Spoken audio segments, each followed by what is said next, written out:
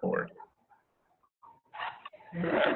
So to get started with the interview, James, my question to you is, in your own words, what would you say is the difference between someone who manages a team and someone who leads a team? And then what would be the pros and cons of each, if any? The first part of that question, for someone who manages, in my humble opinion, that's someone who is more on the operations level and may be more hands-on with the team, helping to organize the team and overseeing whatever the goal is, really on the front line with the team members who are executing that. Whereas a person that is leading a team could also still be hands-on, but instead of really managing the operation and how everything is being delivered, they're looking at the overall goal and making sure that the team is headed in that direction, while they may, also still be limitedly engaged in the day-to-day. So the manager is just more hands-on, and the leader is probably passing down the information to the manager to say, this is what we need executed, and then you work with the team on the front line, and I'm going to make sure that the organization or that this team is moving in the right direction. Pros and cons. Again, if you're managing and if you're caught up in the day-to-day and you're really on that front line, it becomes easier to kind of miss the entire picture of what's going on, because you're so involved in what that is on the day-to-day. So if you don't get time to, all right, I'm going to jump in and I'm going to be on the front line with you guys, and then I'm going to step back so I can make sure we're in the right direction. If you don't have that option and you're just managing, then you may not see all of the pieces to the puzzle. And then as a leader, if you're just looking at that overall view of what's going on for the team, you may not understand some of the challenges that the team is facing down on the front line. So, real quick question to piggyback off that. Do you think that an individual can do both, be a leader and a manager? And how is that beneficial to a group or a team? Well, it's beneficial for anybody in leadership to know as many of the working parts as possible, because it makes the overall project move that much more fluidly and efficiently. So if I'm the leader, or when I am the leader, anytime I get time to step down, when I'm not paying attention specifically to the bigger picture, I try to go down and say, hey, what is going on down here? Let me know, like, what are you doing? Not to micromanage, it's just so that I understand challenges that are going on the front line. So then when I come back and meet with my counterparts and my colleagues, I can say, hey, these are some issues that are happening or potentially may happen. This is what's going on the front line. And then vice versa. If I'm on the field every day on the front line, it's very helpful for me to know what the overall picture or the overall goal is and why we are pursuing it this way. That helps me to be able to motivate my team, because I can say, I know you may not understand why we're doing this piece, but this is the overall picture. This is what's going to happen. So this is why we're doing this. And then, a lot of times when you can explain to those frontline men and women exactly why they're doing what they're doing, it makes the process that much more smoothly. Cool. Awesome. Also piggybacking on Matt's question, in relation to the aspect, like really knowing the people and working with them, what is the difference? Would you say would be the difference between a manager and a leader? And what was that? Kind of broke up a little bit. You said right before you said the manager and leader part. Like the relatability to the actual people below you. What would be the difference? Oh, as far as a relationship with the actual workers, with the actual team members? Yeah. Oh, yes. Oh, absolutely. Yeah. Again, if you're a leader, if you're in the office, you become this presence. If you don't show your face, you just become, the district manager is here. And then everybody gets nervous because they don't know the district manager. And when the district manager comes, there's always a shakeup, right? But if I'm the district manager and then I pop into the office and I may have meetings, but I come out of the meeting, I come, hey, how are you? What's your name? What's going on? and I build a rapport with not just the managers, but the lower level workers. When I come around, it's a great time because they feel that they can have a conversation with me and voice their opinions about how the process is going. I gain valuable information, they gain valuable information. And then again, vice versa, as a manager, you're there on the front line with the people, so you do gain those relationships, those more personable relationships, as well as business relationships. So then when you go to the higher up meetings, you can say, hey, this is the morale of the team right now. You may want to change X, Y, Z if we need to boost this morale, or everything is going great. But it's very important to know your people and build those relationships, because relationships are the key to success, whether it's business or personal. Interesting. Thank you.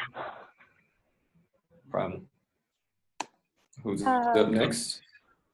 That would be me again. What initially inspired you to become a leader, and how have you kept the motivation? Well, I think what inspired me to become a leader was seeing just how much went into accomplishing the missions we had at hand, and how much flack we would get. And well, from firsthand experience, me trying to go up my chain of command to get things taken care of was very difficult. Because I wasn't in any kind of leadership position. I was within a team, but not as that.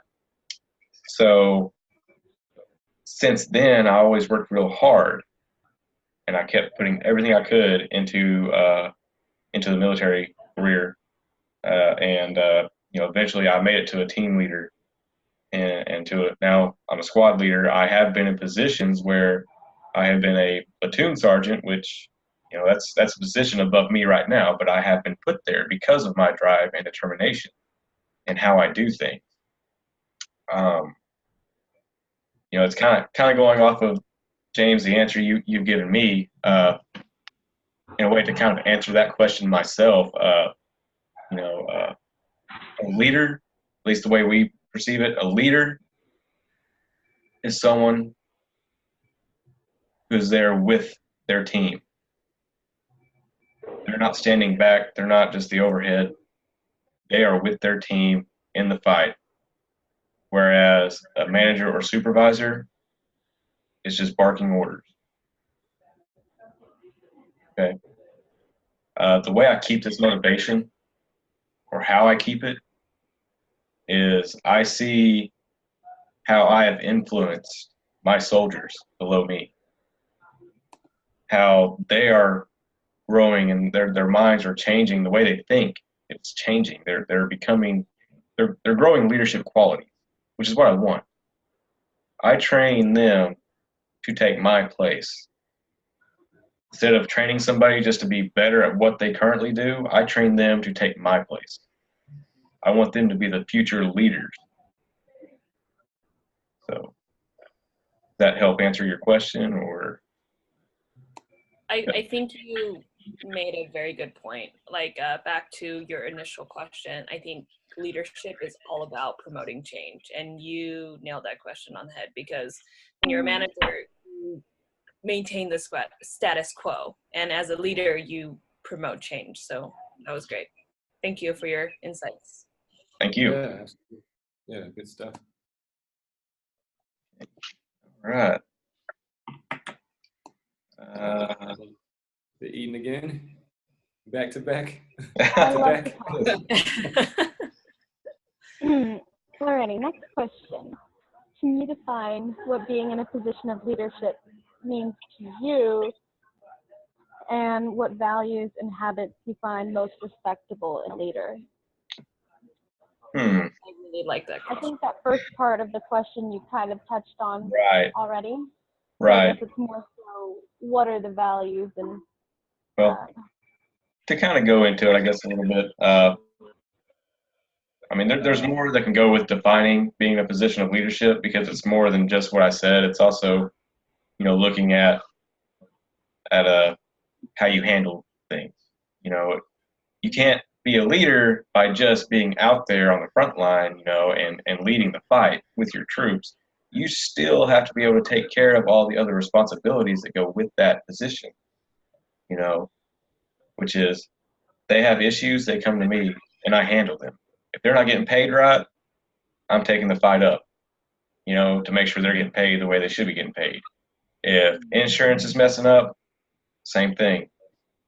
If they are trying to use a benefit such as an education benefit and they have questions, I'm there. And I think help define being a leader means you should be knowledgeable enough to take care of anything that should come up or arise, or at least have the knowledge to know where to go. As far as values are concerned, I find the same values that were taught to me since the time I enlisted still this day are reflected in leadership, and that is loyalty, duty, respect, selfless service, honor, integrity, and personal courage. I don't know if you listened to that, but the first letter of each of those, LDRSHIP, leadership. Oh, nice. Since day one, that has been instilled in me.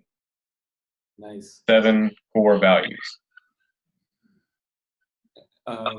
So I'll jump in on that. Has there ever been a time where you may have witnessed a colleague or a fellow leader who did not exemplify exactly those characteristics you just described, and you may have just kind of leaned in and gave some advice or some friendly coaching? Have you ever had any situations like that? It happens. We run into it. You have an off day, or things aren't going right in your life, because even though we're leaders and we have this kind of a status to maintain, we have a personal life that affects us. Absolutely. So we have to keep that in mind at all times. If you need help with something or you're slipping up and you catch it before somebody else does, great. Go to somebody, try to get things handled. Now, if I see one of my colleagues, failing in one of these areas, we take care of it professionally. We go and discuss it privately. There's no need for everybody else to see, another leader getting corrected. So.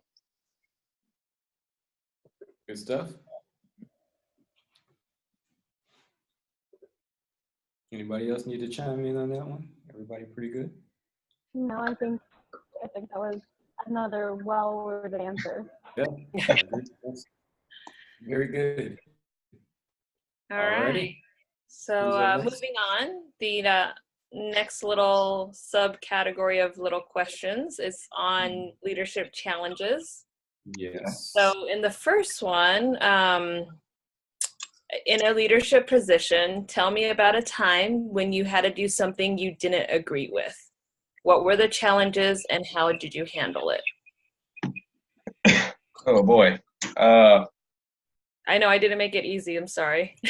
Really, it's not that it's easy to think of these challenges.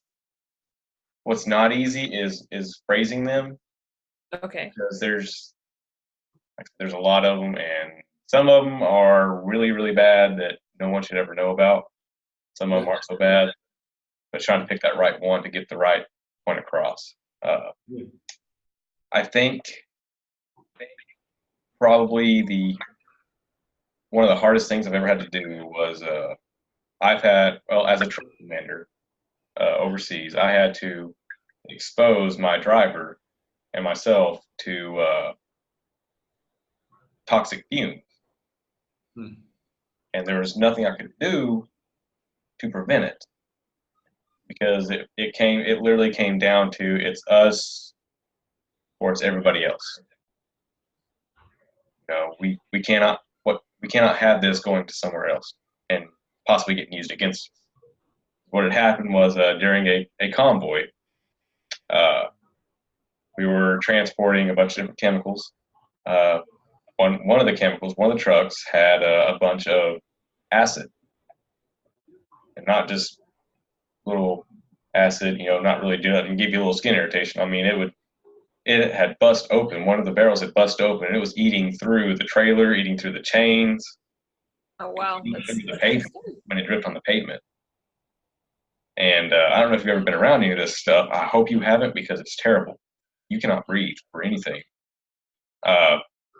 We had to wait, and it came down from higher command that we were to use our truck because we were equipped with heavy duty like log chains and heavy duty bars and things like that, to basically use our chains and our bars to wrap around the barrels and then drag them out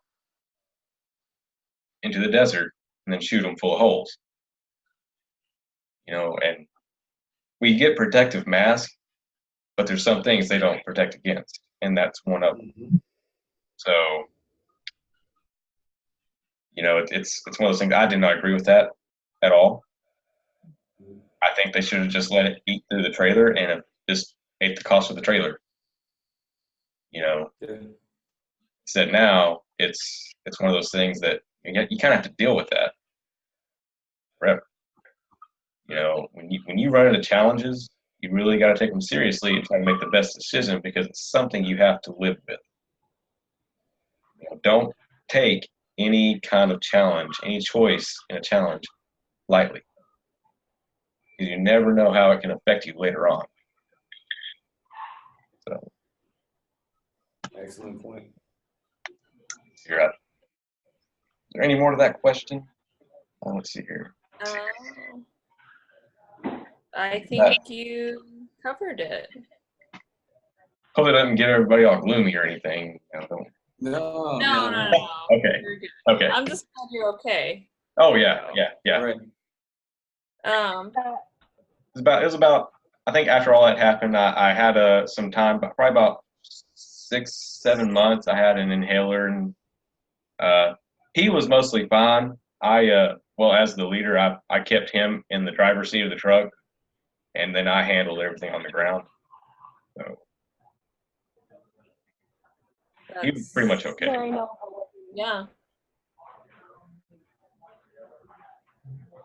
All right. I think my next question also kind of relates to the previous one. Mm-hmm. It's recall a difficult decision you had to make, and how did you come to that conclusion? Well, I guess since we've kind of answered it already, we can relate, I guess, a little bit back to that, and I'll answer the part of how did I come to the decision. When it came to what, it was, I'm the leader, I'm the truck manager. He's a younger person than I am. He's less experienced. Here he is. We're both in the sandbox, dealing with other things. The last thing he needs to deal with is messing around with all this. So it's one of those things, like I said, challenges can be tough sometimes, but as a leader, you got to be able to make those tough decisions and make the best decision. And if that means you got to put yourself in harm's way, then sometimes that's what you got to do. Yeah, that's all part of leadership. I agree. You get the accolades, but then you got to deal with the negative when that comes. It's double. Yep. Double-sided, double-edged sword on that. The double-edged sword, that is for sure.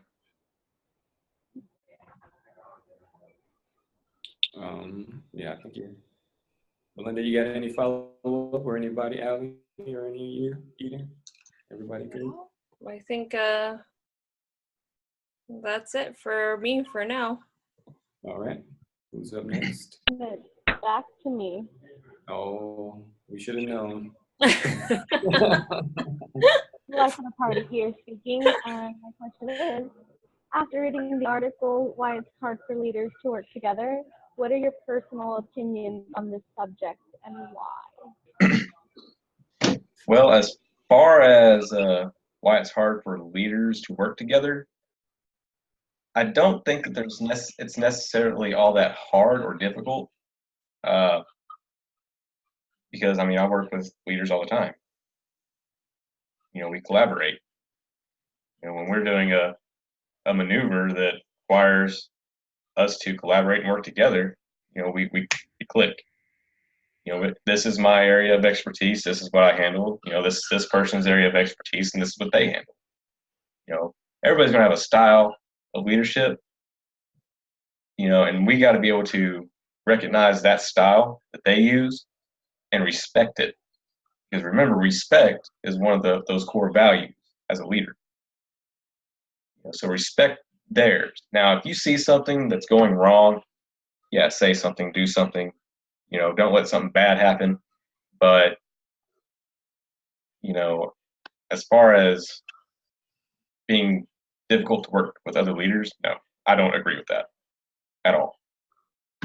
But that's my opinion. Why do you think it can be difficult for some leaders to work together?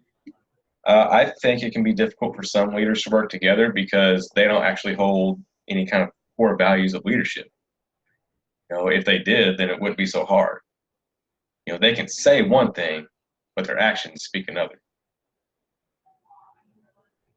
Yeah. Yeah, that makes sense. Like you were saying about respect, like you still have to respect their opinion. It doesn't mean that you don't have to agree or disagree with it. You still have to respect their thoughts. Yep, their style. That's how they do it. Exactly.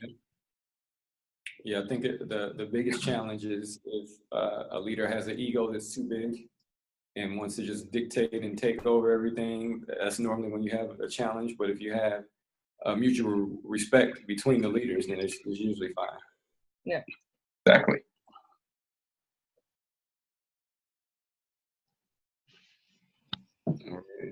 Anybody else? No. Good. All right. My last question. Are you sure? One of the It's not the last. She's gonna pipe up somewhere. I know. We just have a feeling. Okay. My next question. Okay. In one of the TED Talks for the week, Margaret Heffernan mentioned that constructive conflict requires us to fight our neurobiological drive to work with those who are similar to ourselves. Can you think of a time you were able to successfully put aside your differences with another leader for the better of the team and it worked out in a positive manner? Definitely. That's a fantastic question, by the way. Definitely.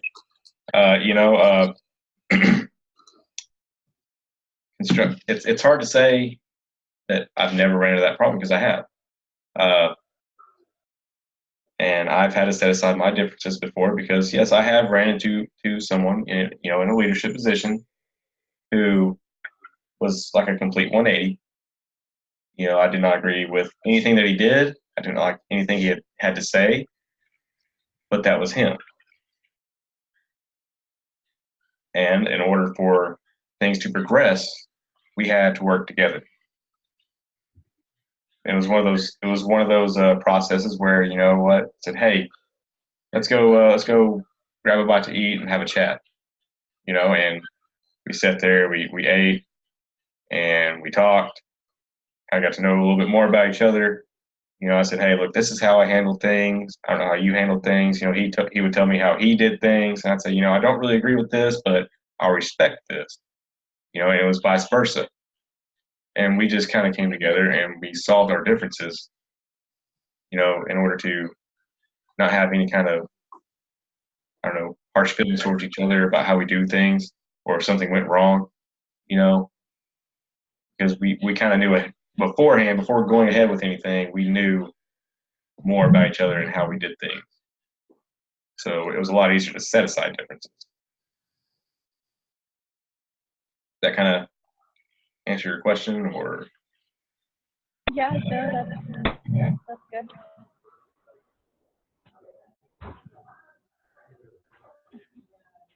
All right.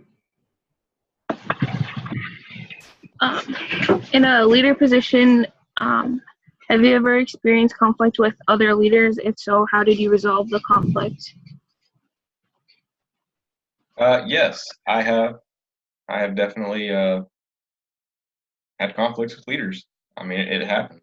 I've had conflicts with my leadership. They want to try to do one thing, but what they don't understand is what it takes to do that. And I kind of have to be that bug on them, saying, "Hey, no, you can't because this, that, and the third." And they want to fight about it and go round and round. Until I physically show them, because they don't always understand how things work. I'm in a leader position where I'm more hands-on with everything, whereas they're in that leadership position where they sit up in an office. They're more of like the barking the orders kind of thing. So they've never really experienced the whole boots on ground effect. They think they can say something and it just happens. And that's not the case. So I've definitely had conflict, and how I've resolved it is by giving my experiences to them.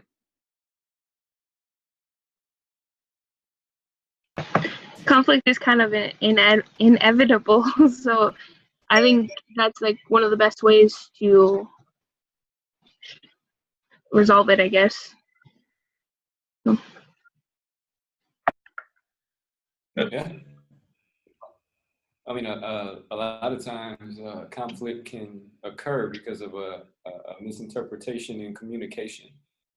Many disagreements are, if you get down to the root of the disagreement, it's like two people were kind of saying something in the same ballpark, but it was just delivered. And, one person or both people misinterpreted what the other person said. Or again, in some cases, like Matthew just said, you just got to get out there and say, look, this is why I'm telling you this. So no, I think that was great. I agree. Great intentions, poor execution. It happens. Yeah. Happens all the time. That is life. Yes. All right. I think I am up for the first time tonight. All right. So when designing a new team or committee, walk us through your process as you identify the characteristics of great candidates for that specific team or committee. And then I just have in quotes or parentheses, things such as size of the team, roles, diversity, skills, those type of things. Okay. Well, where I'm at, we have no say in who we get or who comes on as part of the team. You could say that I'm usually the first stop for a lot of people. Eden, are you still there? Yeah, I got you. Yeah, I am. I'm just moving locations, and I didn't want to have it all wobbly. Oh, okay. Anyways, it was getting too loud inside for me. Okay. Well, I guess back to what I was saying. You say I'm kind of like the first stop for all the new mechanics when they come into our unit.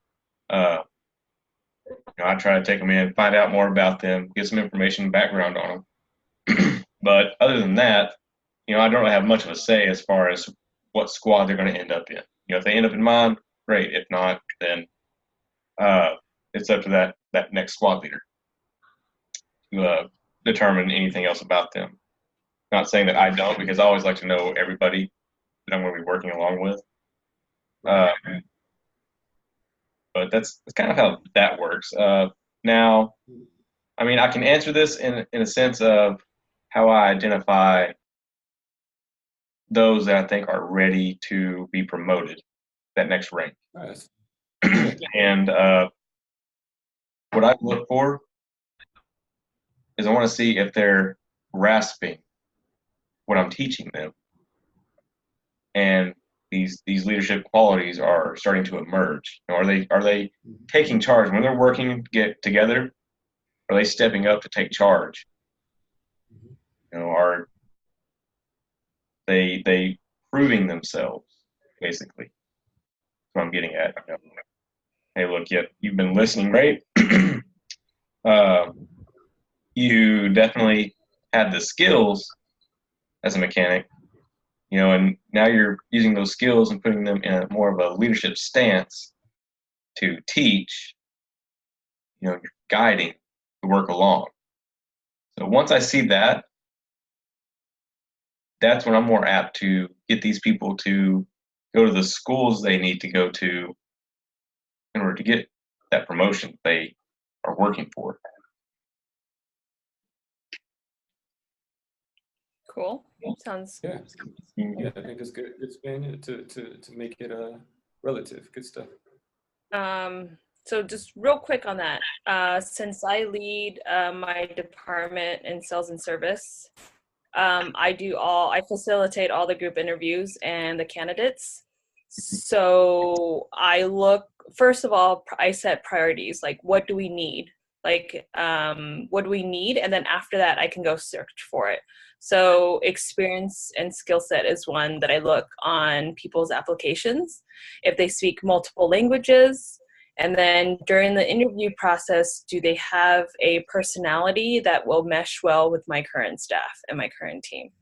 So in terms of team size, I probably have the smallest just because back of house stock and cashiers hold the bulk of the weight. So they need more stuff to process. Very good. Appreciate that. All right. Moving. See here. All right. Okay, I think you touched up on this when you were answering James's question, but just real quick, how do you encourage your team's development as a leader? Well, obviously, you know, I want every member of my squad, you know, from team leaders to just the team members, you know, every soldier, I want them to want to be where I'm at, you know, and more. And so I strive to really push them. You know, I make it my mission to push them to do, you know, their PMEs is what we call them. But basically, what it is, it's a leadership course that we have to go to in order to make it to the next promotion. And there's also online portions like self-development courses, you know, and I strongly encourage that because they help. You know, not everybody can learn by watching. Some people need to learn by reading, you know, and some people got to learn just by doing it, you know. And like another thing that I do is I'll take somebody, you know, that's been there for about a year, you know, got a little time under his belt, his or her belt, and I'll put them in my position for a day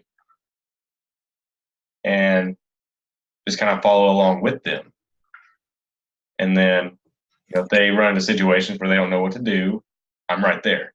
I'm kind of like a shadow. You know, I'm right there. If I think they're making a very bad decision, obviously I won't let that happen, you know, but I'll kind of guide and mentor them towards something a little better. Cool. I like that you kind of like give them like a day in your shoes and like experience that. So it's cool.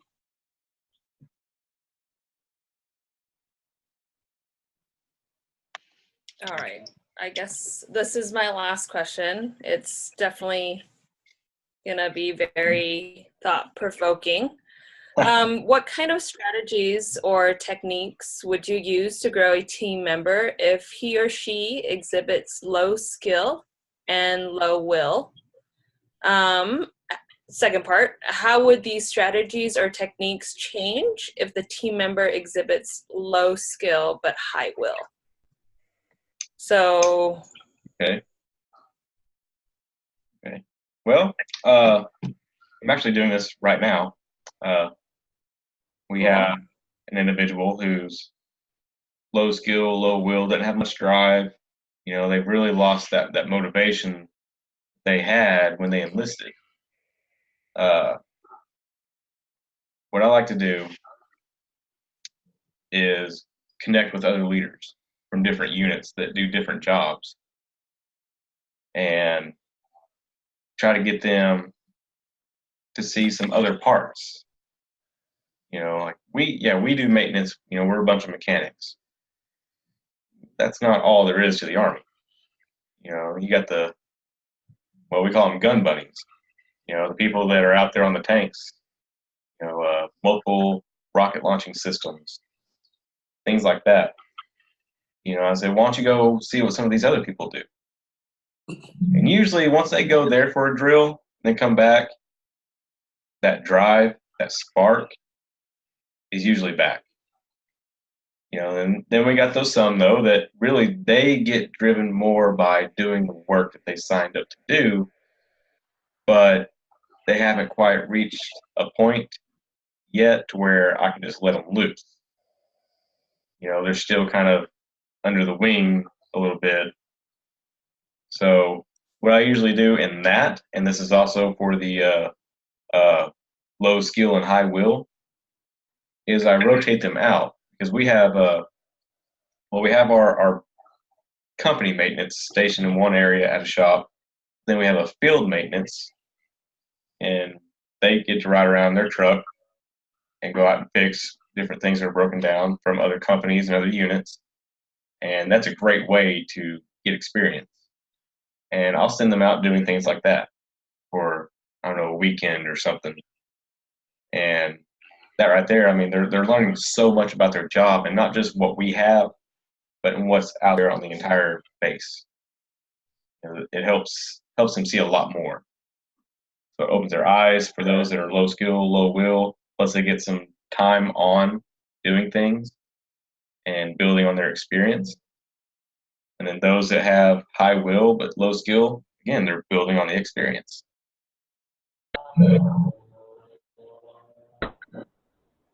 So it sounds like you almost prevent complacency by giving them new experiences and challenging them to do something different than what they're used to. Right. Complacency causes casualties. So that's what we gotta, stop. So.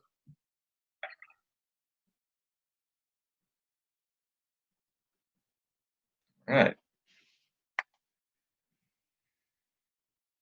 Let's see here. James, I guess it's my turn. Oh, no, go ahead. I have something to add to Belinda's question. The individuals that she was asking about, are those,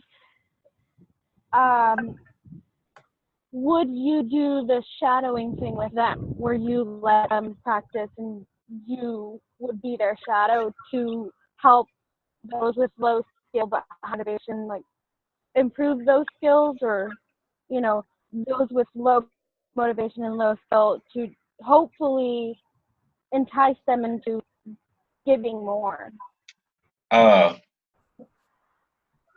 Usually what I do when somebody has that low skill, and as far as the shadowing is concerned, I will set up like a block of instruction, basically. And it's not just reading out of a textbook or whatever. What I like to do is pick out a specific job, and I'll bring that in, and then I'll have the newcomers, I'll have them there with me. I'll say, hey, this is what we're doing, whether it's we're gonna change a fuel pump out, or we're gonna change the alternator, or whatever it is that we're doing. And I will go there with them and show them, tell them, show them, and then I'll let them do it. So then, if they run into any issues or they have a question about something, because sometimes when you're watching somebody, you don't really think about questions. But when you're doing it, is when they start coming. So that's what I like to do for newcomers. similar to your project.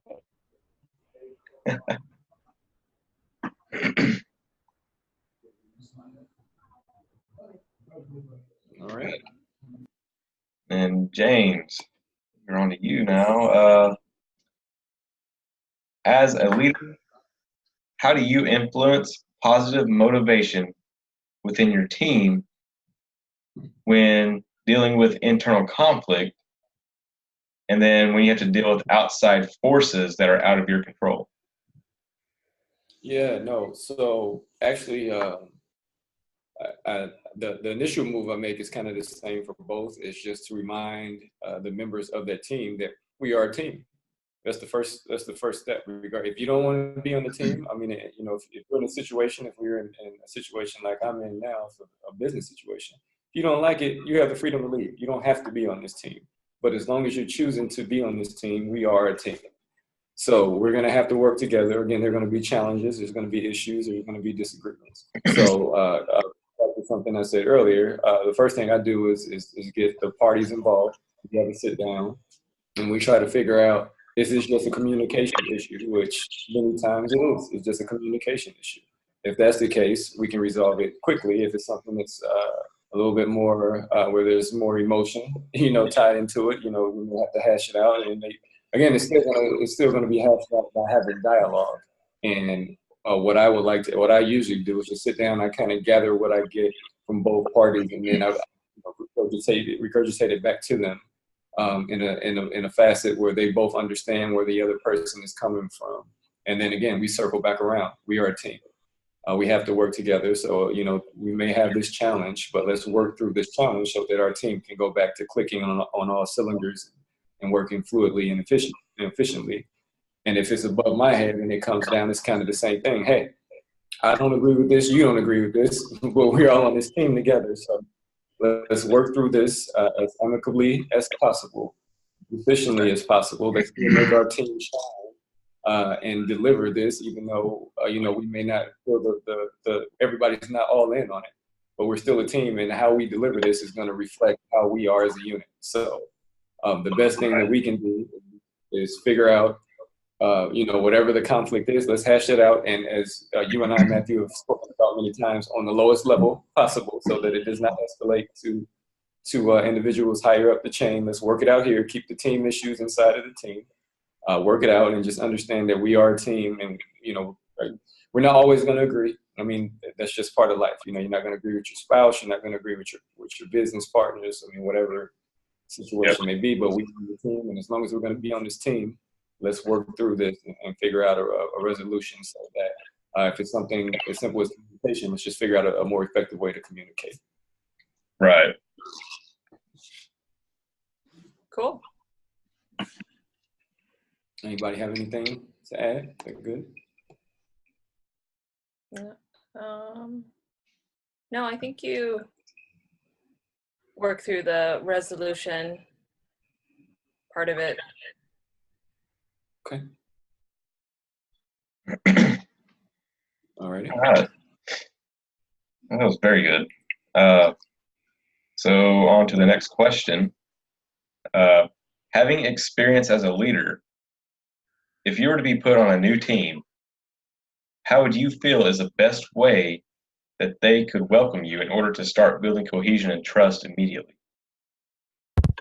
I guess the way I approach it is I put that weight on my shoulders. That team has been in place, and, you know, they have their principles and practices, and you know, whatever it is that makes them flow. I'm the outsider. I may be the leader, but you know, if it's a situation like many situations, they know more about whatever it is that we're partaking. So I respect the team, and I come in and I try to build relationships with the team as a whole and both individually. The first thing I want to do is learn what it is that everybody does, how they do it, why they do it, and then I take, you know, all of that information into effect, and then when I get to a position where I'm just kind of more so handy or sending information or messages down the pipe, I understand why everything is done and how everything is done. So it's more so me ingratiating myself with what they do than them having to really conform to me. Oh, I like that. Yeah. Awesome. I'm gonna move one more time, so I'm gonna go back for a second. Okay.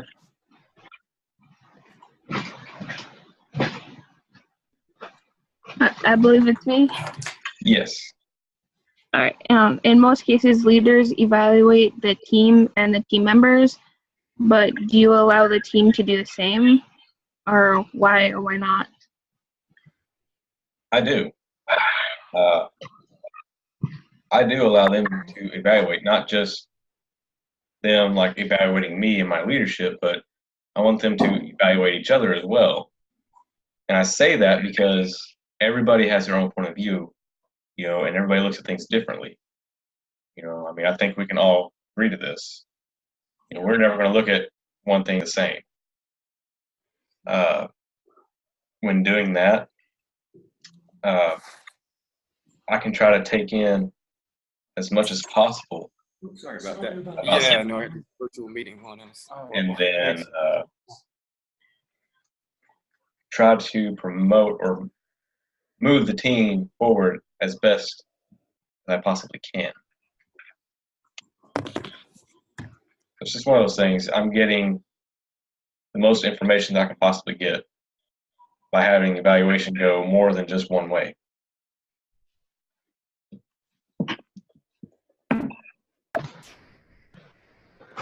Is there anything else? All right. Trust and respect are both important in a team setting. Explain a time where you may have trusted someone and they betrayed that trust, or someone in a team may not have had respect for you. How did you handle the situation? Yeah, I've put my trust into people, trusting that they would do the right thing, and yeah, I've been let down. There was a time when I had a very important document that I needed uploaded, and it was for my promotion packet because I was up there and I was ready, and they did not get this uploaded when they should have, which delayed my promotion by 2 years. Like I could have been where I'm at now 2 years earlier, but because of them waiting, but because of them waiting, and they didn't put that in there until I think it was like 8 months later. So, I had trust for someone and they broke it. I felt really betrayed. Like, were they threatened by me getting promoted? Because then myself and that person would have been the same rank. Even though, I mean, he was an active guy. He had nothing to worry about. But still, I wonder if he felt threatened. I mean, I didn't know. But it is what it is. It happened. We got past that. I respect the guy today. Will I trust him later on if I need something like this to be done? You know what? I'll give him a shot.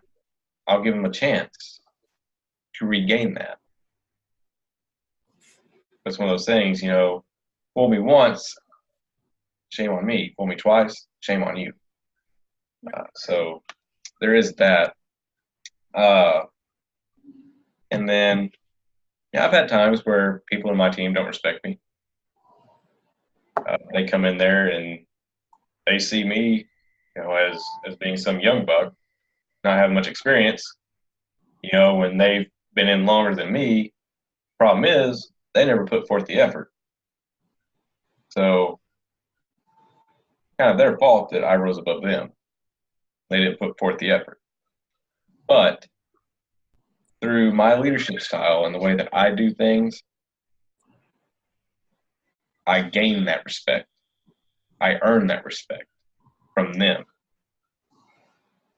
Just like, and it goes both ways. They earn my respect, I earn their respect. Respect is something that's not just given, it's earned. So, Forgot about that.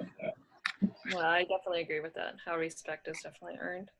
But it's really hard when somebody loses trust in somebody else. It's probably one of the most challenging things as a leader to regain that trust back into somebody, or if unfortunately you did that, it's really hard. Definitely a challenge, but it needs to be done if you want a team to work together again. Exactly. Cool. That was a good question, Allie. Thank you. Very good.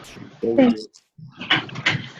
My last one is explain a time where your team was not so welcoming to a new member, and what could the team have done differently, be more welcoming?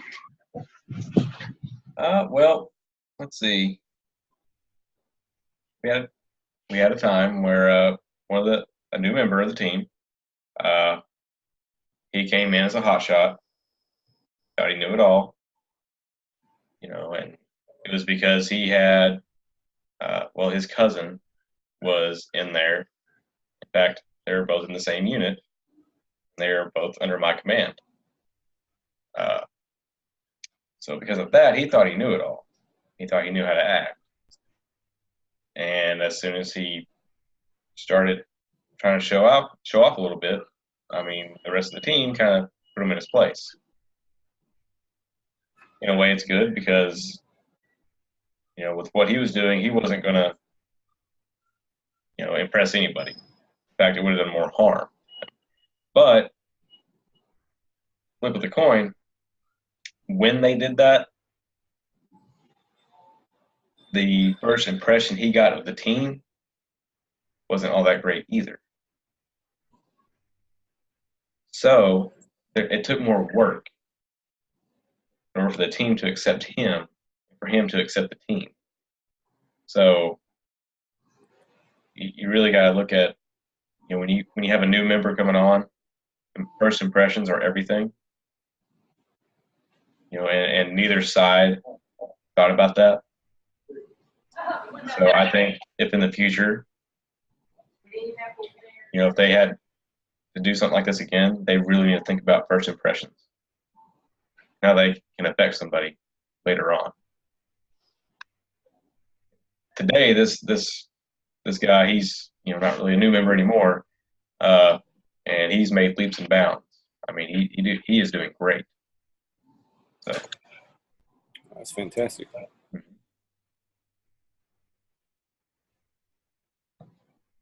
All right, let's see here. James, this is my last question to you. And Yes. it is, oh. Hello. Hello. Are you all finishing up? We're getting to the last couple of questions right now. Okay, because you've got another team starting in 10 minutes. 10 minutes. Okay. All right. So I don't know if you want to.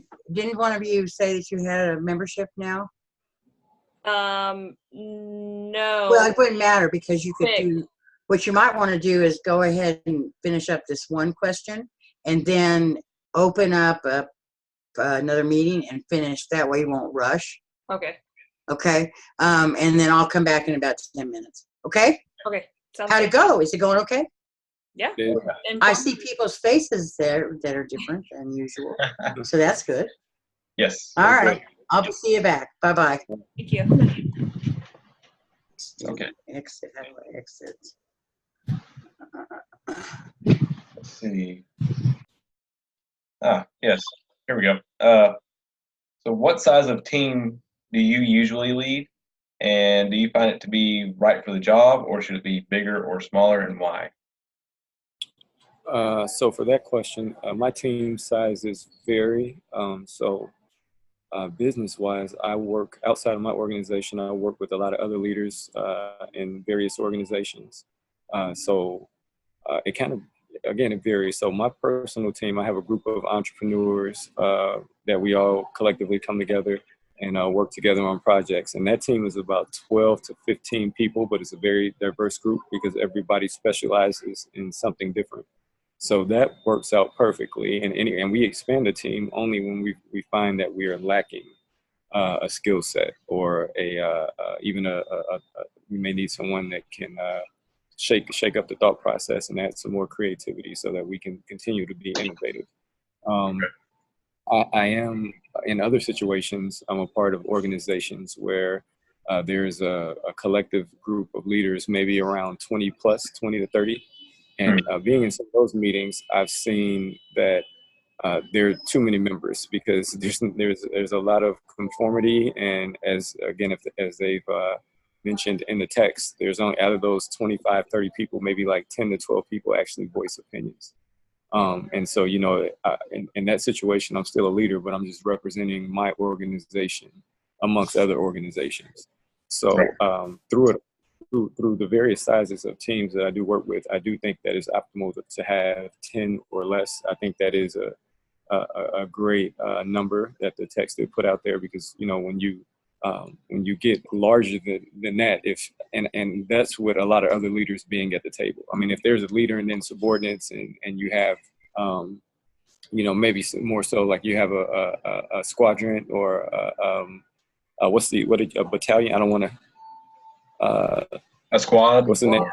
Squad. Yeah. That's kind of different. That's a different setup. So then you can have more people because you're doing different things. But if when I'm dealing in a niche market and it's just myself, with other leaders, I think minimal is optimal. 10 or less is great, and if we do add, the person is definitely a valuable piece if we add them. Right. Okay. Good deal. Well, I guess I need to stop this one, so let me go ahead and stop recording.